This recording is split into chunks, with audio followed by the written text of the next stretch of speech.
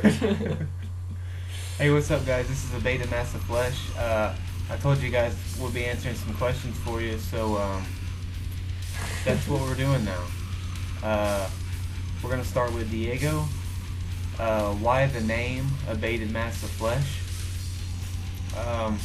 When I started the project, I wanted just a dirty, just kind of gore-sounding metal name. So I was looking through terms and trying to find names that sounded, sick. So I saw the name Abated, and the name Abated means to reduce in amounts. So I thought about that, like Abated Mass of Flesh, this mass of flesh, humanity, just abated. Now, as a Christian band, the meaning behind that would be that in the presence of God, humanity is nothing but an abated mass of flesh before God to show that He's worthy. So pretty much just like humanity making themselves lower to bring glorification to God, in other words. That's kind of the meaning behind it. That's the main meaning behind it, really. And second question is, Josh, do you guys have a story on how you were saved by Jesus? Yeah, I was actually like 14 when I got saved. The preacher was he said anybody who hasn't been saved, come forth, and so I just came forth, and that's how that happened. So it was a really cool experience. Ever since then, it's just been a good journey. We're cutting in and out of the videos. For me, it was kind of a similar story to Matthew's. It was just a little outdoor revival they had at a park, and I just raised my hand, I guess, but I believed in God ever since I was a little kid, Little baby boy. Yeah. And then I just went through all these different cycles in life, I guess, and then things really started getting serious for me, I guess, towards my later end of high school and stuff, and that's pretty much it. Max, our boy Max, how many Taco Bell related items does Abated Mass of Flesh consume during a given week? Well, I pretty much eat Taco Bell every day. It's probably about 5 days out of a week, actually. Yeah, I had a volcano burrito about 2 days ago. Tore me up pretty good. I've been living off Taco Bell for like the past 5 years. Ever since I found out how That was cheap your first meal ever? Yeah, first meal. Alright, next question's from my boy Jethro. As a Christian band, I know Jesus is the focal point, the main influence. But would you say, lyrics and the heart aside, that Jesus has influenced you musically or any various parts of the Bible? And would you guys possibly do a cover of an old church hymn like Ancestor once did? Yeah, I say that. I think lyrically,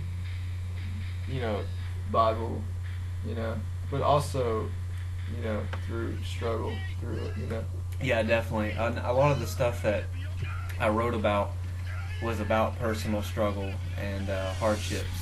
It was like just in and out of many different situations, in life that I've gone through over the past 3 years. And, and I kind of write how I feel, and I try to, mix it in with my faith and what I'm going through. So, yeah, we tend to write, Jesus is the focal point on what we write about it and the main influence on what we do overall. I feel that my faith and the Christian life is something that, is what I always want to continue to write about. So, a lot of personal struggle, and things like that, songs about praise and triumph, we just kind of touch on different things like that. But yeah, I don't know if Matthew's down to do a church hymn. I'm down. So yeah, we may end up doing that some point in time where we're open to. We're open to anything. Spice Girls covers, anything you guys need. Yeah, just hit us up, message us, let us know what you want to hear, and we'll just give you some give you some stuff. All right. All right, my man Robert Watts. What are some of your influences, musical and non-musical? I wanted to ask you the same question. I wanted to know what your influences were. What do you mean? I like, it all started with like Impending Doom and all the early bands, like With Blood Comes Cleansing and you know, all those bands and stuff. And it started out with like Scream the Prayer. That's what got me hooked on Christian metal, and that's a big influence for me, is Christian metal in general. You know, all sorts of Christian metal. Doesn't really matter what genre. And I also listen to a lot of indie music and stuff, and and like electronic, you know. You know, I'm not fully metal. You know. I like Meshuggah. Yeah, Meshuggah. I like Chant. Yeah. Musically, I'd say, you know, Impending Doom's album "Nail Dead Risen" was like a huge influence on, you know, the both of us actually when that came out. Actually, their EP before "Nail Dead Risen." The Sin and Doom of Godless Men. Yeah. Just real nasty, dirty, gritty, you know, sounding stuff. Because that was like the first extreme Christian band that I heard with that kind of style, and it was just like, whoa, you know, just mixing that, you know, that grindcore mixed with the brutal death metal and the whole deathcore thing. But, you know, we like to take it even further back to, like, you know, early Mortification, old Crimson Thorn. No, just Bob Seger. Yeah, we like to take Bob Seger. We like to take Silver Bullet Man. We like to take it far back to Buddy Holly days too. Yeah. No, but we just listen to. I personally listen to a lot of different stuff myself. I don't listen to indie and electronic, you know. Oh. But no, I listen to a lot of praise and worship music too, and contemporary Christian artists and stuff. And I even listen to Christian rap. What are you talking about? And then I listen to a lot of brutal death metal bands, a lot of straight death metal bands, technical death metal bands. Have you ever heard of Suffocation? No. Where are they from? But yeah, we listen to a lot of different stuff really. Anything that's metal we'll listen to, and you know, just stuff that's not, and definitely non-musical. You know, our faith and Jesus and stuff we like to sing about, and he was saying video games earlier too. But yeah, anything pretty much. So that's it. Okay, next question, Jake. Was meeting Jordan Joseph Casey the best thing that ever happened to you? That was the best recording ever. Like, not with Abated Mass of Flesh. Not with Abated Mass of Flesh. We'll get to that in another question. Yeah. It's another band. Yeah, so. Previous band we were in, but that was awesome. That was like pretty much our first studio visit, and Jordan was awesome. He's Jordan Casey. Yeah, he's a really cool guy. And even though we couldn't do click tracks, he was still pretty cool. He was really cool. And I still don't. I don't think we could do click tracks still. I don't know. Yeah. Well, we don't have a drummer right now. Yeah. So. But yeah, that's pretty much it for that one. The band This Divided World. Check them out. Why did you decide to partner with Rottweiler Records for releasing your music? Well, like, Face Down just wasn't good enough for us. Face Down wasn't. Rise, what? I don't know about Rise. Yeah, Rise Records wouldn't take us. Face Down Records. Victory wouldn't. Yeah. So we looked into more like Brutalized Records, Atlantic Records, Severed Records, Atlantic, Capitol, Sub Pop, Entrenched Vomit Records, Death Vomit Records. You know, none of them were up our alley, so we'll just Rottweiler. Why not? You know, dogs. Yeah. We like dogs. Yeah, so. I like Rottweilers. I like punk dogs. Well, but no, Sean Browning is the guy who runs Rottweiler Records, and he basically just contacted us one day after we put the first recordings out on Brutal Death before we had remastered it and everything like that. And he just liked what he heard pretty much, and he just wanted to pick us up, and we said, hey, we're open to that. Our first EP, which was a solo act, was distributed through Severed Records. Check it out. Yeah, check out Pick Severed it up. Records. Purchase it, download it. No, but it was originally going to be the same thing with Brutal Death. It was going to be distributed through Severed, but no, Sean just contacted us and wanted us to be a part of it, and we were more than happy to do that, and got to work with Mr. William Rocky Gray from Living Sacrifice and Soul Embrace. He's a pretty cool boy. He's a cool boy. And he just worked with us and mastered our tracks for us, and it was awesome. And so yeah, we're more than happy to be a part of that label and just see things grow with it pretty much. Spencer. Do you guys know any bands needing a bassist/vocalist?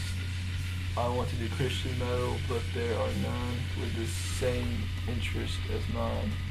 I personally don't know any bands that need a bassist or a vocalist. Do you? No. We need a drummer. Yeah, we need a drummer. So if Spencer, if you could just go ahead and buy a drum set, you're more than welcome. If you could double kick, man, bring it on, man.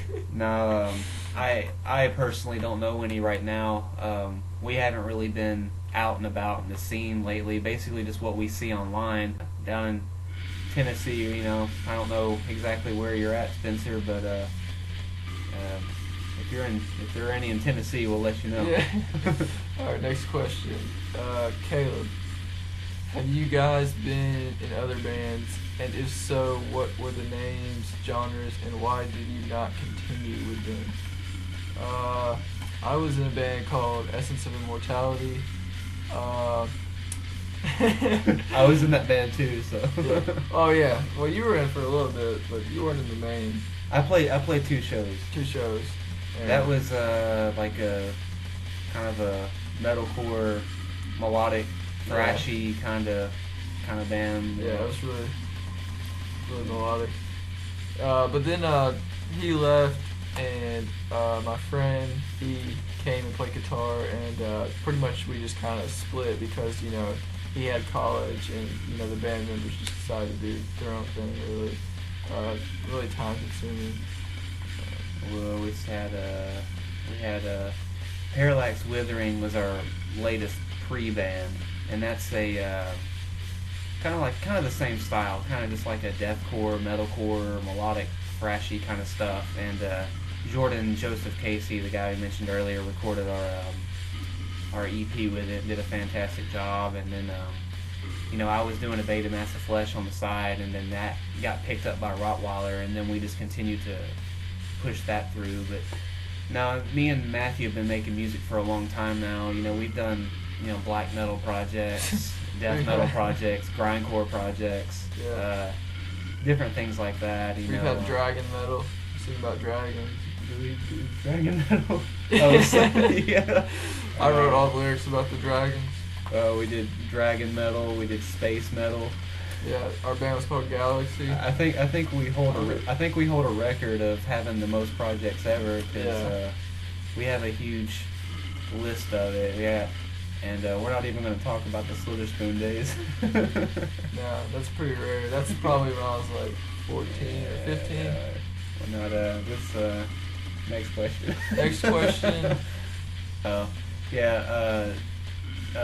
Dane posted, why did we post this and not answer one? Sorry for the delay. We don't really have webcam. We're using a laptop right now to record this and reading off of a computer screen, so that's why you see us going back and forth. Yeah, we're like.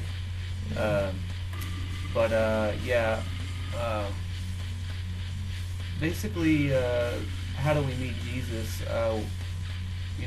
Like Matthew said, he was saved at 16 or 14. I was like 14. I think I was around 16 or so, and we didn't grow up in a church family or go to church all the time or anything like that. So pretty much, we just kind of believed in God as we grew up, and Christian metal definitely played a huge part in our faith. Yeah, that's and what probably we the do. main thing. Like you said, our first show that we went to was the Scream the Prayer tour that they kicked off in 2008.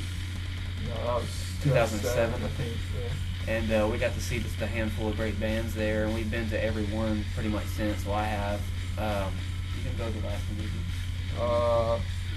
you? No, I didn't like it. But no, Christian metal really played a huge part in our faith and everything. So. Yeah. Yeah. All right, Simon. Can you send me your brand new EP to Switzerland? We'll send you 200 copies. We'll send you all of our copies. Yeah, we can send you. We'll work something out with you. Thank you guys for having interest in what we're doing, and spreading the word and It's helping good. us It's good out. to know that we have fans outside of the United States. As well. Yeah. It's awesome to know that there are people in Switzerland, jamming out to us right now. So Yeah. that's pretty awesome. Yeah. Sean. Call of Duty, Battlefield, or Halo? I don't play video games. I have Battlefield right here, so it's a good game, So Battlefield 3, definitely. That's pretty much it. Grand Theft Auto. Grand Theft Auto. Goldeneye. Hold on, I got some games. I got Home Alone. Yeah. What else you got in there? Childhood classic right here. Jurassic Park. I even have it. I have a Jurassic Park hat to go with it. We've also got Did you get Mickey Mouse's Dream Quest? the other Jurassic Park. Oh yeah. There. Wait. One of my favorites. A little bit of this. Huh? Oh, I already showed him that. Oh, you did? Yeah. This one. This is True Lies. More childhood classics here. Well, Which one? Right there. yeah, the Mortal Kombat games. Oh wait, don't forget this one. Got some. Tekken. We already went over the GoldenEye, Yeah. Super Mario. Oh yeah, one game I've been digging lately is this Lord of the Rings Lego. It's really cool. You guys remember this? That was mine, in first grade. And last but not least, I'll just go ahead and show you the Shadow of Colossus and Ico split. It's a really fun game.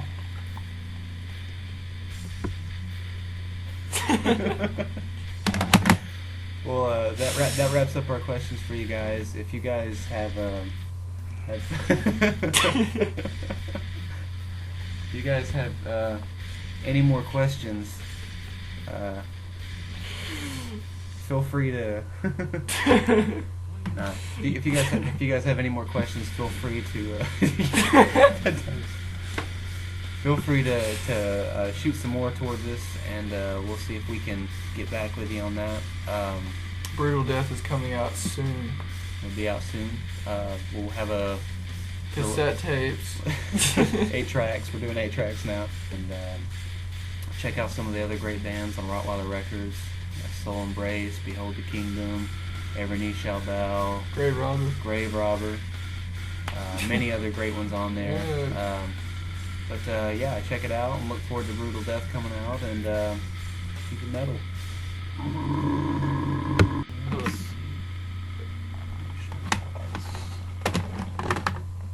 Hey, what's up, man? How you doing? Hey, when's Brutal Death coming out?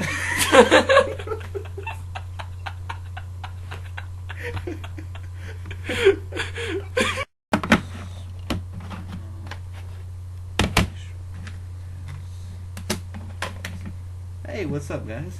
Hey, when's Abated Mass of Flesh coming out? With what? Brutal Death.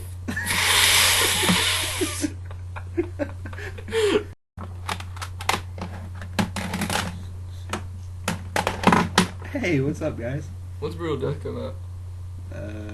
I don't know yet. We don't have a release date yet. Why? I don't know. That's stupid.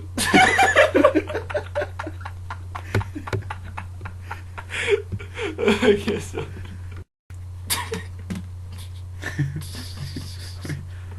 Were you recording?